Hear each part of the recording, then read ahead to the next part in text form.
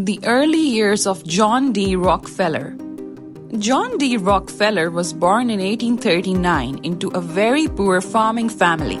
His dad, known as Devil Bill, was a mysterious man who didn't help much on the farm.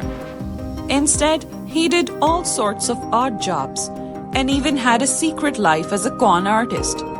Young John had a tough childhood, helping his mom on the farm and trying to make extra money in any way he could, like raising and selling turkeys. The family's life was hard. They lived in a small, run-down house and often did not have enough food or warm clothes. But things got worse when John was 10. His dad was accused of a crime, and though it was never proven, the family had to leave their home because of the shame. They moved around a lot, and John had to take on more responsibility. He did well in school and also found ways to earn money. He even started giving small loans to people. By the time he was 16, he had to stop his education and work full-time because his family depended on him. A young businessman. John's first job was a bookkeeper, where he learned a lot of business. He saved his money and at 18 started his own business with a friend, Morris Clark. They bought and sold food items like grains and meat. The business was hard work, but John was good at it and earns people's trust. He was known as Mr. Rockefeller because of his mature and serious nature. Then the Civil War started, and it was good for their business. John opposed slavery and supported the Union. But he could not fight in the war because his family needed him. Instead, he paid for someone else to go in his place. The war made food prices go up, which helped their business grow a lot. Entering the oil business. At that time, people used oil from whales for lighting, but whales are getting scarce. Then someone found out how to get oil from the ground using a setup called an oil derrick.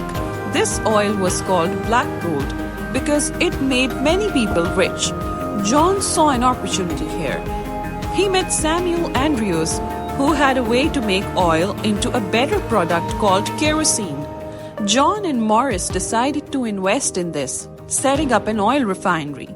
The business did well, and soon they left the food business to focus only on oil. The rise of Standard Oil. John's oil business grew, and he started Standard Oil. He teamed up with Henry Flagler, and together they were determined to build a huge business. They were smart and ruthless, making deals with railroads to get lower shipping costs than their competitors.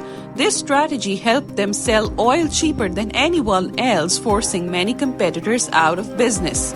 John kept growing Standard Oil by buying other refineries, but he faced a big challenge. The oil market was unpredictable, with prices going up and down a lot. This did not stop him though. He just focused more on refining oil and stayed away from the riskier oil mining. Establishing a monopoly.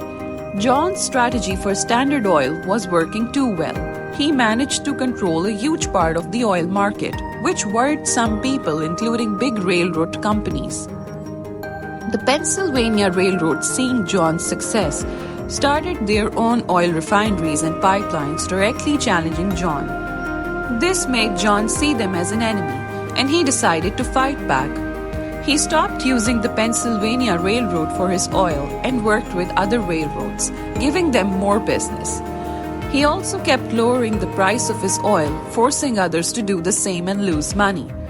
His tactics were so strong that they caused big problems for the railroads and even led to violent strikes and protests. Despite this, John made a deal with the railroads. He promised to use the Pennsylvania Railroad for some of his oil shipments in exchange for the secret discounts and information about his competitors. This deal made him even more powerful and rich. By then, John's Standard Oil controlled almost 90% of the oil in America. Expanding beyond oil. As John got richer, he started thinking about other businesses. He invested in railroads and other industries. One of his biggest moves was buying land with a lot of iron ore, which is used to make steel. This put him in competition with Andrew Carnegie, the biggest name in the steel industry. John and Carnegie ended up making a deal. Carnegie would buy iron from John's mines and use John's railroads to transport it. In return, John got special prices from Carnegie. This partnership was good for both of them and made them even richer. Another this time, a banker named J.P. Morgan had a big idea. He wanted to combine Carnegie's steel business with John's iron mines to create the largest steel company ever. He negotiated with John's son, John the Jr., and bought the mines for a huge amount of money. This deal helped create U.S. Steel, the first billion-dollar company. The final years and legacy. After all his success, John started to step back from his businesses. He never officially announced his retirement, which later caused problems because people still associated with Standard Oil. Despite being retired, he got richer because of the growth in the automobile industry and the need for gasoline. But Standard Oil had a bad reputation, and President Theodore Roosevelt saw it was a perfect target. Journalist Ida Tarbell, whose father had been ruined by Standard Oil, wrote articles exposing John's business practices.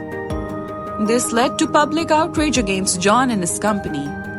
The government sued Standard Oil for being a monopoly, and after a massive trial, they were found guilty. In 1911, Standard Oil was broken up into separate companies.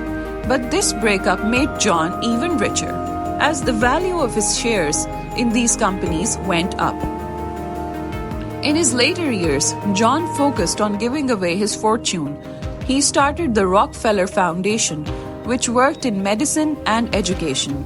He and his family gave away billions of dollars over the years, making a big impact on society. But his legacy is complicated. He was both a ruthless businessman and a generous philanthropist.